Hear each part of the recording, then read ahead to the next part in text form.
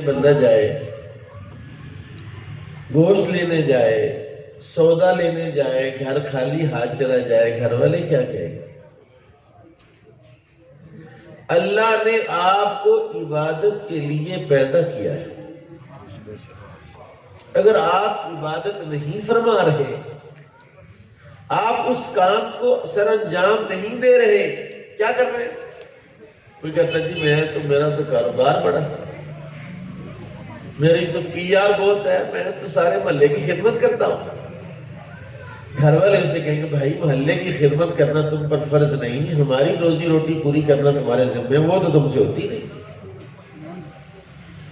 قاری صاحب نے ایک مضمون چھیڑا تھا، بڑا خوبصورت مضمون تھا کہ ہم نے فرائض کی جگہ پر نوافل رکھ لیے ہیں اور فرائض کو ترک کر دیا ہے، اور سب سے بڑا فرض جو اللہ نے آپ کے ذمے لازم کیا ہے،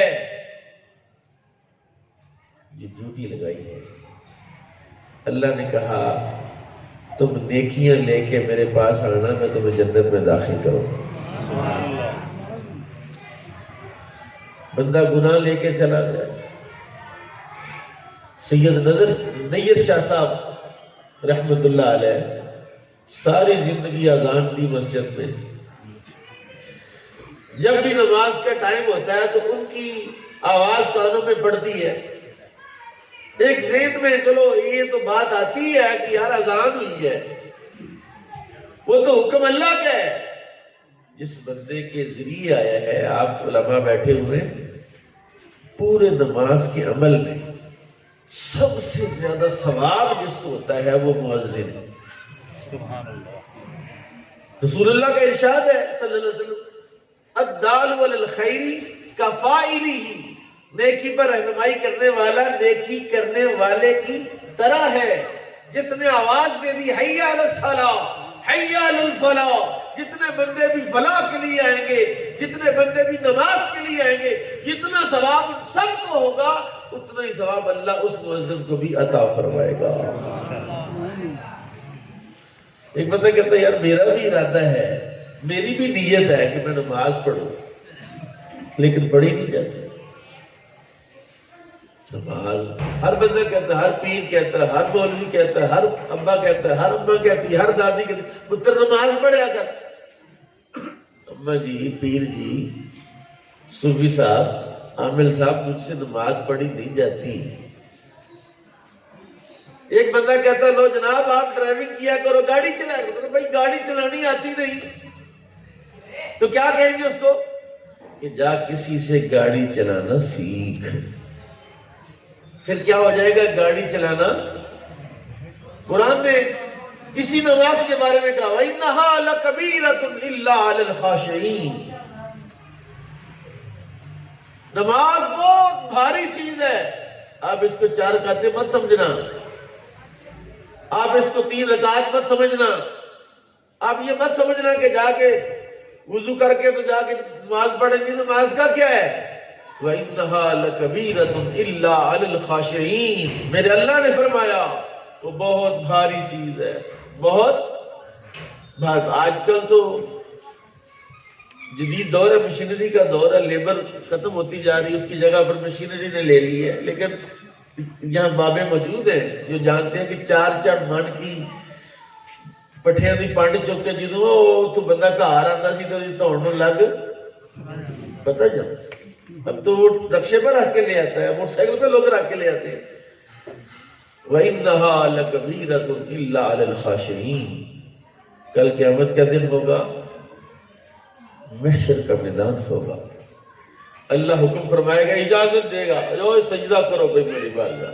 اللہ کہے گا مجھے سجدہ کرو، اللہ کہے گا مجھے، تو ساری دنیا سجدے میں گر جائے گی، لیکن جنہوں نے آج یہاں سجدہ نہیں کیا ان کی گردن اکڑ جائے گی اور وہ سجدہ کر ہی نہیں سکیں گے۔ یہ بھاری چیز ہے۔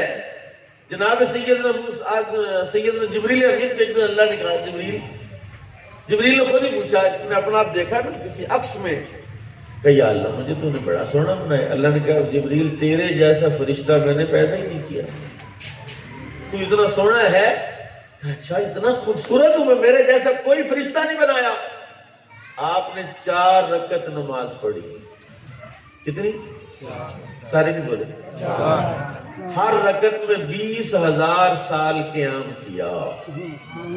20,000 سال. رکوع کتنا ہوگا؟ سجدہ کتنا ہوگا؟ 80,000 سال کے قیام والی نماز پڑھی. اور جب سلام پھیرا نا السلام علیکم ورحمۃ اللہ, تو کہا مولا جو تو نے مجھے حسن دیا میں نے اس کا حق ادا نہیں کر دیا. یہ بڑی بات ہی, 80,000 سال تو تھوڑے ہوتے. اللہ نے کہا ہاں جبریل واقعی تو نے اپنے حسن کا اور اس کے شکرانے کا حق ادا کر دیا ہے, لیکن ایک سن لے میری بات. میرے محبوب کا امتی صرف 2 رکعت نماز پڑھے گا جو ناقص ہوگی. کیا ہوگی؟ وسوسے خیالات, ادھر کوئی کھاتا ذہن میں آ گئی, کوئی پلاٹ ہی ذہن میں آ گئی ہے جی, کوئی مکان نہیں وکدا پہ ہر ویلے اگ پامبڑ بچل جا رہا ویک جے کتنے گلو لا سکے. کچھ بھی بات ہے, نماز میں کھڑا ہے دھیان اسی پلاٹ پر اس کے گیٹ پر ہے کہ کوئی لادو دی ٹرالی والا ننگ کے گیٹ نہ بن جائے. یہی ٹینشن لگی ہے اس کو. نماز ہے ناقص ہے بھی 2 رکعت. جبریل سے کہا جبریل یہ 2 رکعتیں مجھے تیری 80,000 سال کی عبادت سے زیادہ عزیز اور اہم ہے. بولا وہ ناقص ہے, یہ کامل ہے. میرے دل میں کوئی وسوسہ نہیں آیا, میں نے 80,000 سال قیام کیا. اللہ نے فرمایا میں نے تجھے حکم تو نہیں دیا, تو نے اپنی مرضی سے پڑھی, اس کو تو میں نے حکم دیا, اس نے تو میرے حکم پر عمل کیا ہے. مسئلہ سمجھے کیا کہنا چاہتا ہوں. اور جو جس کام اللہ نے بھیجا ہے وہ کرو, تم قیمتی ہو جاؤ گے. نہیں تو ٹگے جتنی مول قیمت نہیں اللہ کے دربار میں تمہاری. چاہے جناب کرنڈی کا سوٹ پہنو یا 4 کو ڈگبوس کی پہنو, اینڈرائیڈ موبائل استعمال کرو یا آئی فون استعمال کرو. کل میں ایک بندے سے بات کر رہا تھا, بندہ بڑا قیمتی تھا, کچہری سے آیا, کہ جسٹس لیول کا بندہ تھا, میرے پاس بیٹھا تھا. میں نے کہا یار ایک بات مجھے بتا. کہتا یار بہت اندر کر کے تسی رہتے. میں نے کہا ایک بات بتاؤ. ایک بندہ کہتا یار یہ جگہ بڑی قیمتی, مین روڈ پر جگہ ہے, مین روڈ پر شاہ جی جگہ بڑی قیمتی جگہ, ماشاءاللہ کروڑوں کی نہیں اربوں کی ہو گئی ہے. اندر چوڑ جا بندہ رہتا ہو. جگہ کی قیمت بندے سے ہوتی ہے, بندے کی قیمت جگہ سے. کتنے ہی ایسی کلیاں ہیں, کتنی ہی ایسی جگہ ہیں جو بالکل دور دراز ہیں, پہاڑوں پر بیٹھا بابا, وہ پہاڑ جہاں نہ سڑک جاتی ہے, کمیونیکیشن کا کوئی نظام نہیں ہے, لیکن دنیا دور دور سے اس کو ملنے جاتی ہے. وہ بندہ قیمتی ہے تو پہاڑ قیمتی ہے, وہ بندہ قیمتی ہے تو جگہ قیمتی ہے. بندہ کیسے قیمتی ہوتا ہے؟ بندہ تب قیمتی ہوتا ہے جب اس کے حکم پر عمل کرتا ہے. اگر اس کا حکم ہی نہیں اپنایا, من کی زندگی, مرضی تم اپنی کرو اور اپنے آپ کو سمجھو میرے سے بڑا تو مسلمان ہی کوئی نہیں. مولوی نے چوڑ نے میں بڑا بندہ ہے, میں کہتے کاٹ نہیں. تو سننا ایک بات, یہ مغالطہ ہے لوگوں کا, یہ غلط فہمی ہے لوگوں کی. پتہ نہیں یہ مضمون کیوں آیا کسی وجہ سے. ایک بندہ کہتا ہے کہ میں کاٹ نہیں تولتا, جھوٹ نہیں بولتا, ہیرا پھیری نہیں کرتا, اللہ مجھے معاف کر دے. نماز اللہ کا حکم, اللہ معاف کر دے. میں کبھی کسی سے فراڈ نہیں کرتا, جھوٹ نہیں بولتا, کسی کا حق نہیں کرتا, اتنی کافی. دوسرا کہتا بھی یار چلو غلطیاں کوتاہی ہو جاندی, کتے ڈنڈی باج بھی جاندی ہے, پھر بھی ہو جاندی, کتے جھوٹ بھی بولیا جاندہ, لیکن میں کہتے نماز نہیں چاہیے, پکا نماز. دونوں بندے ناکام اور نامراد ہیں. دونوں نے دین کو ڈیوائیڈ کر دیا, تقسیم کر دیا ہے. وہ اپنے تول کو اور اپنے بول کو کہتا بڑا قیمتی ہے, یہ اپنی نماز کو کہتا بڑا قیمتی ہے. جب تک یہ دونوں ملیں گے نہیں قیمتی بنیں گے نہیں۔ میں آپ کو قرآن عزیز کی ایک آیت پڑھ کے سنانا چاہتا ہوں، لیکن خواہش رکھتا ہوں کہ آپ مسجد میں بیٹھے ہیں، اللہ کے لیے سبحان اللہ کہیں۔ سبحان اللہ۔ یہ جو لفظ سبحان اللہ ہے نا، قرآن پاک کی آیت ہے، قرآن پاک کی آیت کا حصہ ہے۔ 90 نیکیاں ملتی ہیں، قرآن سمجھ کے پڑھیں، 90 نیکیاں حاصل کرو ذرا سارے بندے۔ قرآن کہتا ہے ارائیت الذی من اتخذ الہہ ہواہ۔ نبی پاک صلی اللہ علیہ وسلم کو مخاطب کیا، واحد مذکر حاضر کی کا صیغہ ہے، ماضی کا صیغہ ہے۔ رائیتا کیا تو نے دیکھا، الذی اس شخص کو، من اتخذ الہہ ہواہ،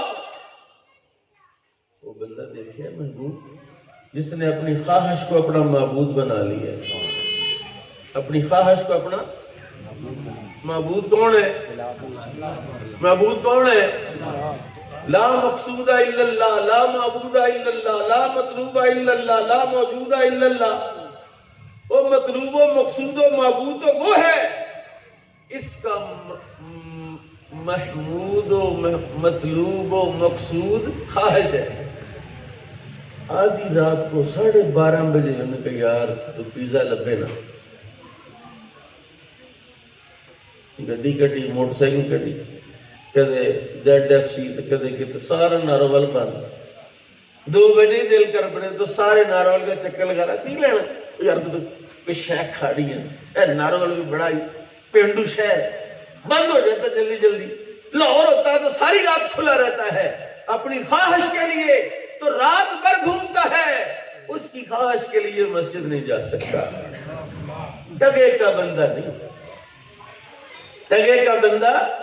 اور تیری قیمت کیسے ہوگی؟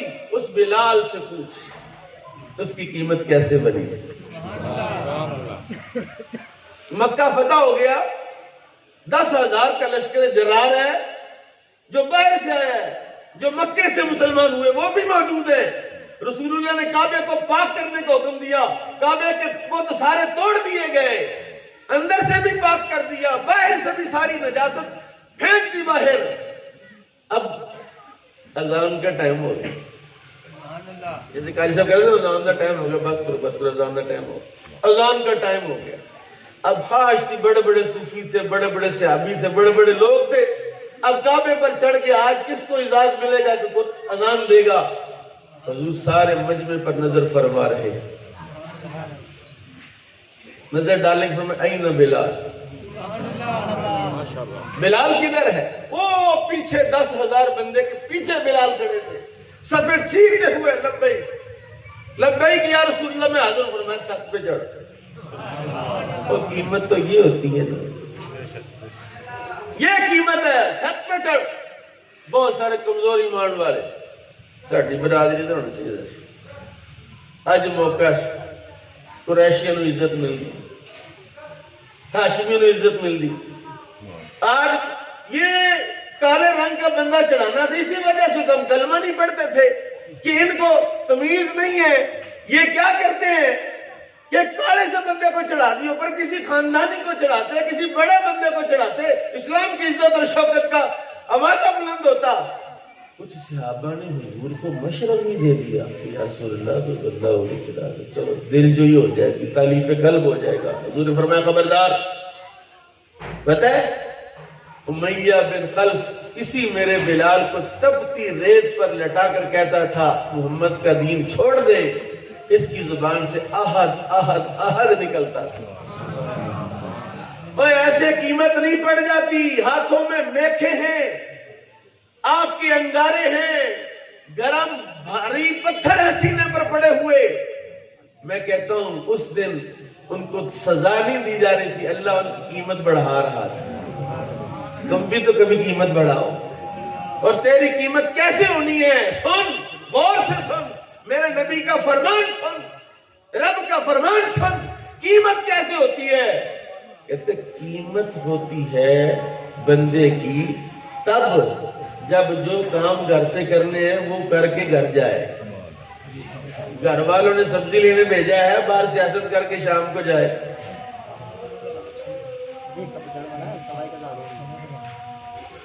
اذان کا مسئلہ کیا؟ اذان ہوئی چپ کر جائیں، جب اذان ختم ہوئی پھر تاش کا پتہ سوڑ دیتے، تو اس اذان کو چپ کر کے سننے کا فائدہ کیا ہے؟ اذان کا جواب یہ وہ کہہ رہا ہے علی الصلاۃ، کہتے چلو یار چلیے تم آج پڑھو، یہ جواب ہے اصل اذان۔